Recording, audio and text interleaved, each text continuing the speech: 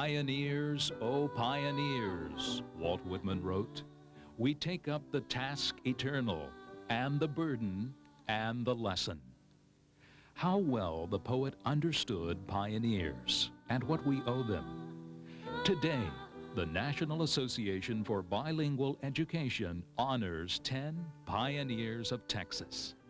10 who dared.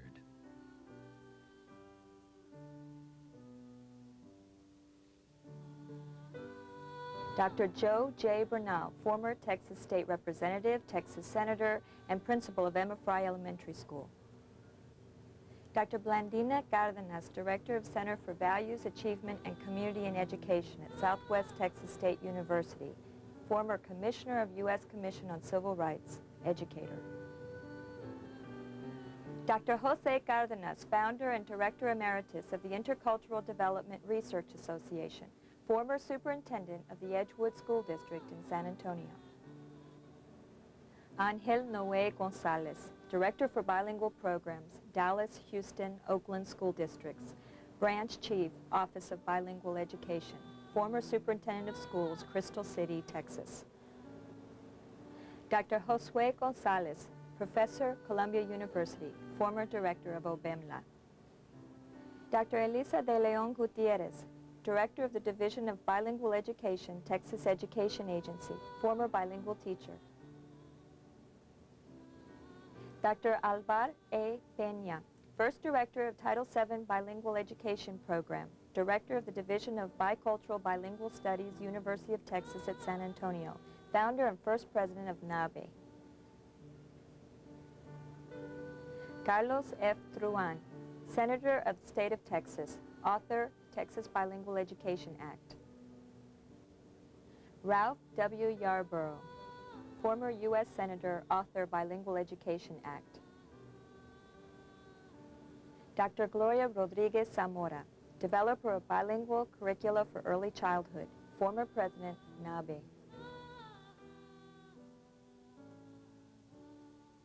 What is a pioneer? What others accept? A pioneer questions. Texas was one of the states that prohibited teaching in any other language except English. It was a Class C misdemeanor. If I used a language other than English to teach in the classroom, that I could lose my teaching certificate and I could be fined. So I remember I had to close my door and break the law. Politically, it was not good to even speak Spanish. Politically, they were after us from the state level, and they always sent people from the FBI came down, the state highway patrolmen were always around. We had a lot of obstruction that tried to curb the implementation of any kind of program which might be successful. The arguments were never about pedagogy. They were about issues of nationalism, if you would. We had started a English as a second language program. However, I felt that a lot of the cognitive development of the kids was being delayed while they acquired English as a second language. So in the middle 1960s, when people started speaking about bilingual education, I saw it as a feasible alternative. Nobody had ever introduced a bilingual education bill in either house of the Senate up at that time. I remember Senator Ralph Yarborough introducing the first bilingual education law in Congress. Carlos Truan and I introduced legislation, he in the House and I in the Senate, dealing with doing away with, well, having the first permissive bill, which we passed, to bring about bilingual education in the state of Texas. With the new statute that was passed by the state legislature, we had to develop criteria for certifying teachers. We had to develop specifications for textbooks. We had to define the curriculum. We finally arrived at a consensus as to what bilingual education should be. We came up with a definition, and that is the basis of all the bilingual programs that are federally funded, even today with minor, very, very minor changes. A pioneer feels the need for change and stirs. Frankly, not knowing a great deal about the controversy or the legislation that was being proposed, but realizing that it was important for students to be able to learn in 2 languages. And I was appalled to learn that we had an 80% dropout rate in Texas at that time, and that the state was not doing anything to try to reach those students who came to school knowing little or no English. Well, I taught elementary school, I taught junior high school, I taught senior high school. Most of the children that were in my classes were Hispanic. Many of them were limited English proficient, and I think that there was no sound methodology originally other than a sink or swim approach to the education of the kids and the acquisition of English language skills. As a young adult, professional, I think the experiences of working with the student walkouts in the late 60s, early 70s in around San Antonio helped to bring about that conciencia that one needs to really get involved. Specifically, I think at that time it was a recognition that parents and kids and everyone really were feeling some pains that I had not felt as a young person myself. And they realized how critically important it was to get an education. And they were so sincere about that, it came through, that it kind of moved you to want to do something to be helpful. I was responding to needs as I saw them. There was never any kind of career plan or anything of that order. And I also felt that a system that produced an 80% failure rate was not a good system for us. Pioneers strike out for uncharted territory. They break new ground. They invent, innovate, embrace the new. It was necessary to use administrative action. It was necessary to use litigation and legislation to create an environment which was conducive to the development of bilingual education programs. I look at those 4 years in Crystal City as the years where I really gained a lot of not just identity myself, but where the community and everything that we did was ahead of its time. A pioneer is unique, tenacious, even stubborn. Bilingual education is quality education, and everyone, I don't care what language they speak, should be given the opportunity to become bilingual. I was probably involved in as many as 60 different court cases in which bilingual education was an issue. But pioneers understand the need to make common cause. They unite for mutual assistance. We were friends, most of us. We were all trying to define ourselves in a new way, because even though the system had succeeded in a sense with us, and we had gotten an education, we had gotten a bachelor's degree, we had gotten a master's degree in some cases, we could see around us that we used to call us the 10%ers, the ones who had made it, and while 80 or 90% had not.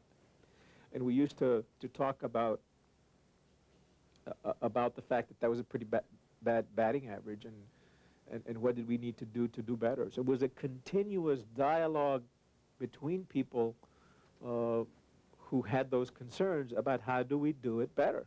We had such great support from very, very key people. Alvar Peña, for example, sent a grant, not to us, but to Edgewood, to help us with training. Something that has always been there, and that I hope will continue to be there, has been a dynamic network of people who care. Pioneers organize to broaden their endeavor, to share their vision with others who want to change, to consolidate and hold the ground they've gained, and to enlarge their efforts. There were several networks. One such group was doesn't exist anymore, but the National Task Force de la Raza, and we received some funding from the Department of Education and established offices throughout the Southwest and in New York. I worked in litigation in California, in Colorado, in the Aspida case in New York City, and there was a network of advocates for bilingual education that eventually coalesced into the National Association for Bilingual Education. I feel that we met the challenges, and NABE now is such a different organization, and it's much more respected and has a greater membership, and our conferences attract thousands and thousands more people than they did. So that was wonderful to be a part of that early effort. One of the great satisfactions is to see NABE grow as a professional organization. I think when we started NABE, when we first worked on it, we saw it as an advocacy organization. And it must always be an advocacy organization, but it must also become a professional organization. It must be a means by which we push ourselves, by which we demand of ourselves higher standards of professional capacity building, new perspectives on the pedagogy of bilingual education, as well as NABE as an organization that has a broad public education agenda. The thing that is most needed now, I think it's, again, for the majority to really understand the whole concept of bilingual education, that it is not one of these we-they type of thing, that it can benefit anyone that is pushing to become bilingual, that there's an added benefit, obviously, when you know two languages and understand two cultures. You're more fulfilled, you're more enriched. And I think the world would be a much better world if we can have that kind of an understanding that leads to multicultural education as well. Pioneers never rest on their honors, but look to the future. Some of us that are advocates have a responsibility to continue the job. One of the things that I have always hoped we would do, and that I'm not sure we're quite there yet, is somehow use the concept of bilingual education and two languages and so forth to link us to the rest of the Spanish-speaking world in the case of Hispanics and to other parts of the world in the case of other people. If I were a senator today, shake that budget up and put more money helping the people of the United States. We have a lot of local leaders that need to be involved and are getting involved, but we need more. We must go out and recruit people and make them aware. We must do our volunteer civic work, because if we don't, there are other people that are demagoguing against the program. In bilingual education, I would really like to see a very extensive teacher preparation program where all teachers were sensitive to the language characteristics and language needs of kids. We are now, fortunately, in an era also that's very technological. And as computers and other machines free our hands and our time from doing worldly tasks, then we have more time to think and to innovate and to relate to each other. And bilingual programs, I think, have a lot to offer through cognitive development, through development of interpersonal relations, through valuing of multiculturalism in our society.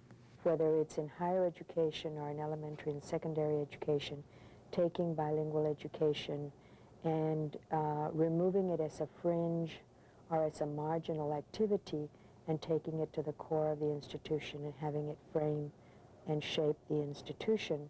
I'm really looking forward to the next 25 years because I know that teaching is going to be so much better than it is now. Unfortunately, we still have too many teachers who are doing whole group instruction, who are still depending too heavily on basal readers. But we're making inroads there, and we're learning a lot about new ways to reach children and new ways to help children be a part of the action, not just the receivers of instruction, but really asking the questions, posing the problems, and then solving the problems. Our history is to boldly go where no one else has been before. And we've done it in the last 25 years in bilingual ed. I think we could continue to do it. but we need to remain open and self-analytical and reflective about it. Is bilingual education here to stay? Yes, I think it will stay, and more now than ever, because I think people are finally beginning to wake up to find out the benefits of having two languages rather than just one. Above all, pioneers are aware of the generations coming after them. They value the young. Making a better world for the children who will succeed us may be the ultimate reason for everything we do.